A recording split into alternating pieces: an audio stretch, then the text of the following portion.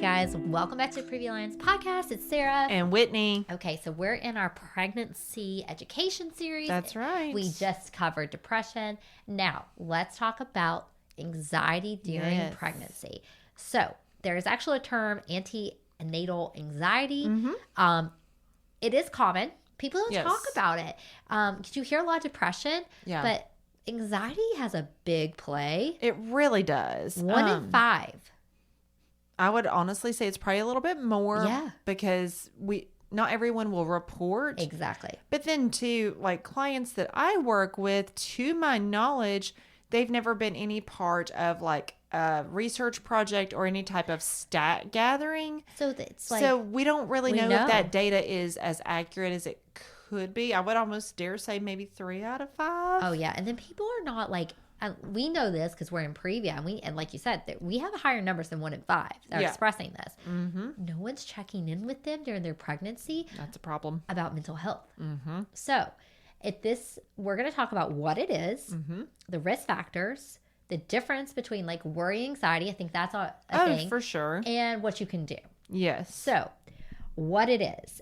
Anxiety is feeling kind of like you're obsessing, you're hyperventilating, panic attacks, heart palpitations, shortness of breath, hot flashes. It can be physical and mental presentations. And so it's like, what's the difference between anxiety and worry? So worry is going to be one of those more situational. Okay. It's not going to be something that consumes you for 20 out of 24 hours a day. So worry is something like... And worry probably has a light at the end of the tunnel. So it's like, okay, my kid is spiked a fever. I'm worried that it's cold flu season. Exactly. I'm worried we're going down this way. Yeah. Anxiety would be... Oh my gosh, my child has to have, flu, RSV, COVID, pneumonia, something really bad. And they're going to end up at Children's. They're going to end up on a ventilator. They're going to be in ICU. You can't shake it. And it's going to be, again, the spiraling intrusive thoughts. It's going to be worst case scenario. Whereas, as moms, we're going to worry about our kids naturally. Right. But we could say, okay, I'm really worried because you woke up from your nap with a 104 fever. We should be worried about that. Yep. And so, you call the pediatrician, you're worried, okay, well, if they end up positive for, flu, RSV, COVID, they're going to be out of school for a week at a minimum. How am I going to juggle calling out of work for a week and keeping them well and keeping my smaller child well? And you're going to be thinking through those things, which is a logical process. Right. It will not feel good because it is very worrisome. It is heavy. It is a lot to have to logistically deal with. But anxiety will take over your life. It will. And it will make you feel that inevitably worst case scenario.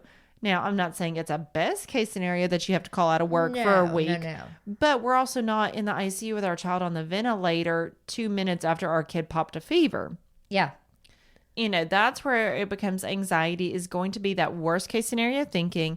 We're going to have those intrusive thoughts. And it impedes on our day to day. Absolutely. And, with anxiety, you almost feel like there's an impending doom you can't get away from. Yes. Almost like you've got a little black rain cloud just right there with you where worry is. Okay, they popped a fever. I'm going to go ahead and give them Motrin and Tylenol, as I can. I'm going to call the pediatrician, see if I can get them in there. If not, we're going to go to pediatric urgent care.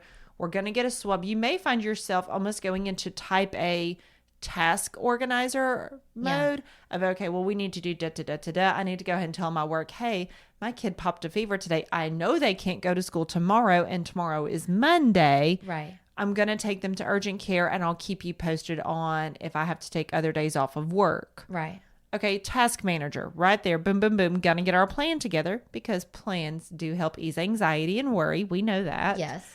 But if it's anxiety, again, you're thinking, well, what if we go to urgent care and they do have flu? And again, what if we do end up at Children's and blah, blah, blah, blah? What if they have a febrile seizure? I'm going to lose my mind if they have a febrile seizure. So what if we're in a car accident on the way to the urgent care? Yeah. I mean, we are kind of spiraling, but we're going in different directions while we spiral. Oh, yeah. It's a lot. So anxiety is going to be one of those, there's no real control with it. You can't rationalize yourself out back to just the day-to-day It's like you're tumbling down a mountain, not a hill, a mountain, and you can't We're stop. literally an avalanche starting. Exactly. Okay. And then worry is going to be like, okay, I don't like this, but again, task manager of we need to do da-da-da-da-da. I need to try and figure out how to do it. Yes. Okay. Because again, that gives us a sense of control and it gives us a plan. When we have a plan, our worry does tend to decrease. We're still concerned. Because anxiety comes out of a protection mechanism to a point. It really does. And then it spirals, to beyond. And worry, again, is that protective measure, but it's also, okay, I need to take action. So protective action. Action versus being captured in this. Think of it like the flight, fight, or fawn. Yes. So worry can take you to the fight mode, which is task management, getting a game plan. Right. Anxiety is going to put you in flight or fawn. So you're just like. Your brain is going, but you're kind of frozen in the moment. Oh, 1,000%. I love that. I totally resonate that. So people might be like, okay, cool. What does that look like during pregnancy? Well, maybe you are losing sleep over thoughts, scary thoughts. You could be...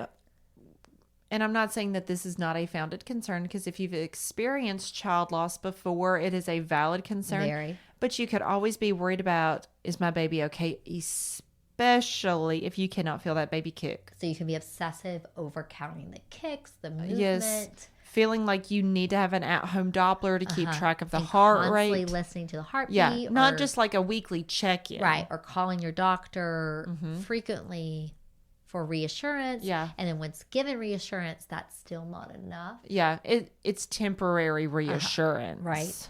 Or just, like we said, you're noticing your heartbeat, you're difficult breathing, you're experiencing panic attacks, and or maybe you're obsessing over things now. Like, everything has to be clean. I have to wipe things constantly. Or maybe we have to do things multiple times to avoid something bad happening. So this could be presenting during pregnancy.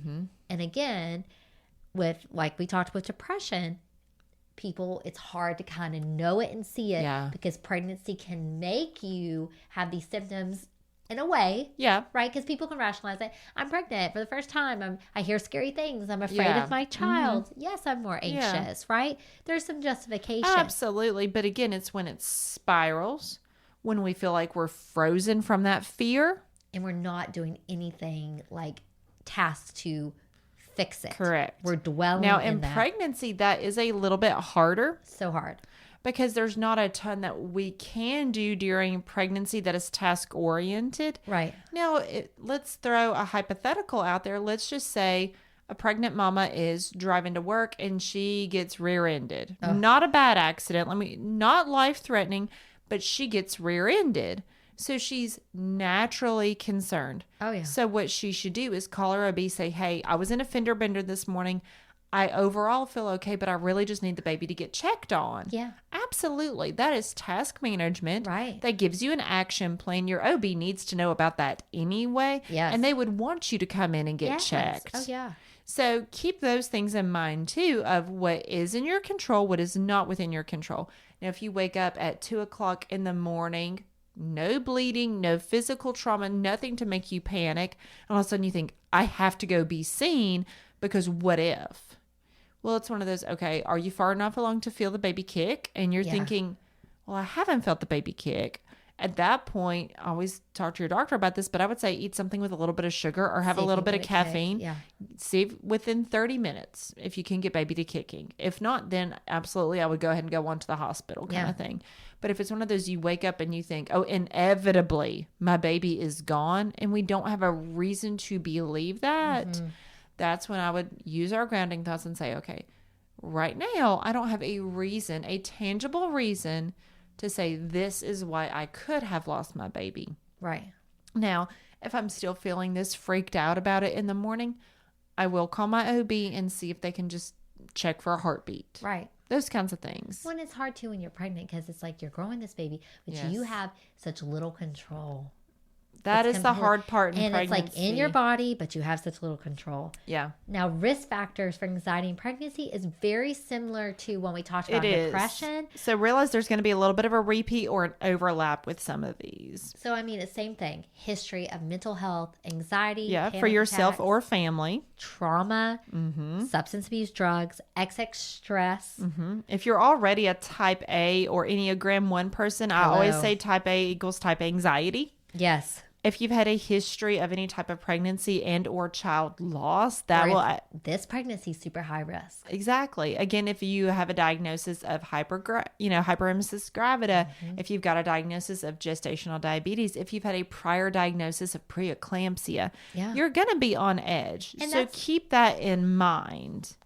Now, the big thing too is anxiety during pregnancy, we know is treatable by therapy, the same way we talked about with postpartum depression and pregnancy depression. Is the earlier we can recognize, hey, something's feeling off, then we can intervene and we can get that help. Absolutely. Because you don't want to be stuck in that paralyzing worry, anxiety. It's miserable. Well, then you're not going to be able to function. You're not. So if you're recognizing it will limit your life.